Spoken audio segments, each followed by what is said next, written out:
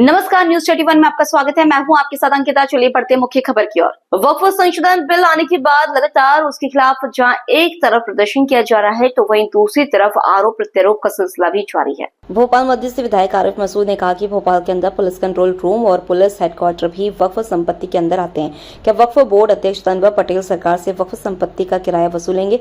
इधर विधायक आरिफ मसूद के सवाल पर जवाब देते हुए मध्य प्रदेश वक्फ बोर्ड के अध्यक्ष डॉक्टर तनवर पटेल ने कहा कि कांग्रेस विधायक जनप्रतिनिधि है, वक्फ की संपत्तियों पर किन रसूखदारों का कब्जा है, सूची दे कार्रवाई की जाएगी। देखिए हमारी खास रिपोर्ट। भोपाल से न्यूज 31 के लिए अकबर खान की रिपोर्ट। कहते नहीं है, सच्चाई है।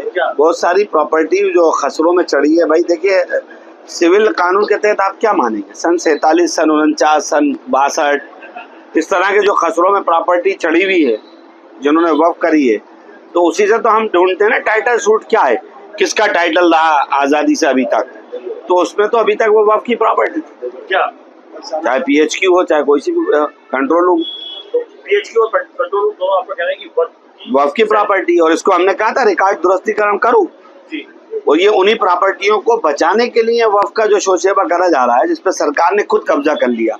तो पहले तो सरकार को चाहिए कि सरकार अपनी जो जमीन उन्होंने कब्जा कर रखी है उसका पैसा देना शुरू कर दे। तो आपका कहना है कि सरकार ने खुद ये तरीके से कब्जा की है, ये जमीन चूंकि वो वक्फ की प्रॉपर्टी 47 से इंदराज है, एक मजार भी है वहाँ पे, कब्रिस्तान भी था वहाँ पे। और ये भोपाल जो अखबार निकलता है नदीम प्रेस, उसके खानदानी उनका कब्रिस्तान है। उनके फोर फादर से वो लोग वहाँ होते आए, कंट्रोल रूम जी, कंट्रोल रूम के पीछे जी। और उनके फोर फादर होते आए वहाँ से उस दौर में। लेकिन मैं वही कह रहा हूँ ना कि अब इनको चाहिए कि ये निकाल कर पैसा दें। तनवर पटेल को चाहिए कि वो पैसा उनसे वसूलें, वो PHQ से वसूलें, कंट्रोल रूम से वसूलें, और भी ऐसी प्रॉपर्टियां निकालें जो गलत इंदराज हो गई हैं, उनको ठीक कराएं तो अपन मानेंगे कि वक्फ देना है। अगर PHQ हो चाहे कंट्रोल रूम है, वो भी वक्फ की जगह है। क्या तनवर पटेल अपनी ही सरकार से वक्फ के लिए पैसा वसूलेंगे? देखिए, मेरी ड्यूटी है कि मैं वक्फ हित में वैधानिक रूप से काम करूं।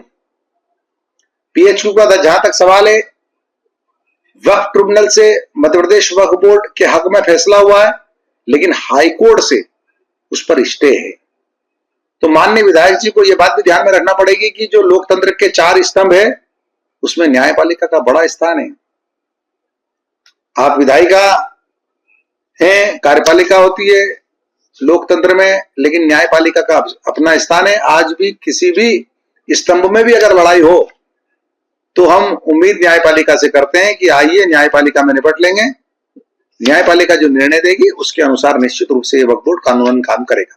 मुस्लिम पर्सनल लॉ बोर्ड जो है कल इस वक्त संशोधन के खिलाफ जो है धरना प्रदर्शन देने वाली है, क्या कहेंगे?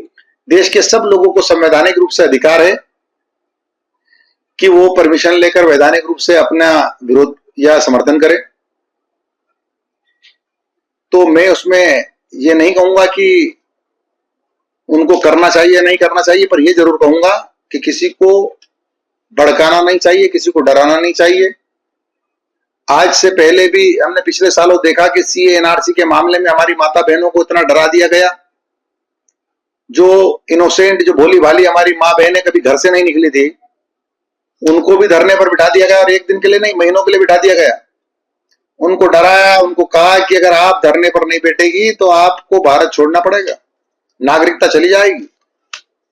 मैं ऐसे सारे जो धरना देने वालों जिम्मेदार लोग हैं, धरना देने के लिए जो प्रोत्साहित करने वाले जो जिम्मेदार लोग हैं, उनसे पूछना चाहता हूं कि 5 साल हो गए, आप एक नाम बता दीजिए जिसको भारत छोड़ना पड़ा हो, जिसकी नागरिकता गई हो। नहीं गई। तो अब ये भड़काना बंद कीजिए, डराना बंद कीजिए और बढ़ाने पर आ जाइए। अब लोगों को बढ़ाइए, उनके साथ खड़े होइए, उनके शिक्षा पर काम कीजिए, उनके स्वास्थ्य पर काम कीजिए, उनके रोजगार पर काम कीजिए। तो मुझे लगता है कि आप ज्यादा प्रासंगिक होंगे, आप ज्यादा उपयोगी होंगे। ऐसी में आपसे उम्मीद करता हूं, आपसे निवेदन करता हूं, गुजारिश करता हूं। कलेक्टर प्रॉपर्टीज की जानकारी दी है भोपाल में कि वक्फ बोर्ड के दफ्तर के बाहर ही यतीम खाने के लिए जमीन दी गई थी, लेकिन उसका गलत इस्तेमाल हो रहा है। उसमें हॉस्पिटल को किराए पे दे दी है और इस्तीमा का बाजार लगता है। देखिए, इसमें 2-3 चीजें निकल कर आ रही है। एक तो यतीम खाना एक अलग प्रॉपर्टी है, और एक जीवन रेखा अस्पताल को जो इलाका दिया है वो एक अलग प्रॉपर्टी है। और जो बाजार लगता है उसको लेकर जरूर प्रॉब्लम लोगों में है, लेकिन उसका पैसा मेरी नॉलेज में है, अगर सनोवर पटेल कह रहे हैं तो वो उसको ओपन करेंगे, किस किस जगह से पैसा आता है और नहीं आता तो वो लिस्ट जारी करें। और मैं तो चाहता हूं कि वो पूरे भोपाल की लिस्ट जारी करें। और जैसे नगर निगम टैक्स के लिए होर्डिंग लगाए थे एक टाइम में, मुझे याद है, तो सनोवर पटेल भी चाहें तो वो नामों के साथ लगा दें कि ये कब्जेदार हैं, ये कम पैसे देते हैं, ये खा गए। अगर वास्तव में बोर्ड का भला करना चाहते हैं तो बड़ों को बचाएं, छोटों को फंसाने वाला काम ना करें।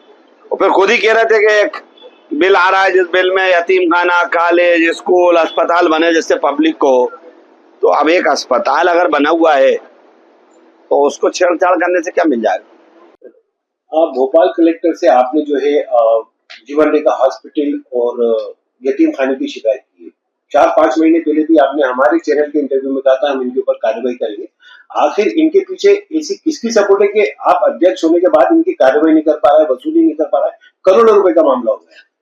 देखिए, हमने 2000 लोग ऐसे चिन्हित किए हैं अभी, जो पूरे मध्य प्रदेश में जिनको हम बहुत जल्दी नोटिस देने वाले हैं। और जो वक्फ कानून नया बना है, वो कानून हमको ताकत देता है कि हम अवैध कब्जेदारियों को हटाएं और आम गरीब जरूरतमंद हमारे मिस्किन मुस्लिम भाई बहन है उनकी मदद करें। जहां तक सवाल आपने यतीम खाने का किया, ये बात बिल्कुल सही है कि हमने उनको पहले भी नोटिस दिए और नोटिस पर प्रशासन ने जांच भी करवाई है मेरी जानकारी के अनुसार। और उन जांच में ये बात सामने आई है कि इन्होंने अवैधानिक तरीके से वक्फ की संपत्ति को किराए पर दी, पट्टा नियम का पालन नहीं किया, अखबारों में विज्ञप्ति नहीं दी, ऐसे किराएदारों का पुलिस वेरिफिकेशन नहीं कराया। ये सब चीजें मुझे मेरी जानकारी के अनुसार प्रशासन के ध्यान में आया है। प्रशासन इस पर कार्रवाई करेगा। हम तत्पर हैं ऐसे सारे लोगों पर कार्रवाई करने के जो वक्फ की संपत्ति को अपनी जेब भरने के रूप में उपयोग कर रहे हैं। आपने सवाल किया कि किसी का दबाव नहीं। अभी तक कहीं ना कहीं जो कमियां रह जाती थी, नए कानून आने के बाद उसमें हम तेजी लाएंगे और मुझे उम्मीद है कि ऐसे सारे लोगों को हम बेनकाब करेंगे।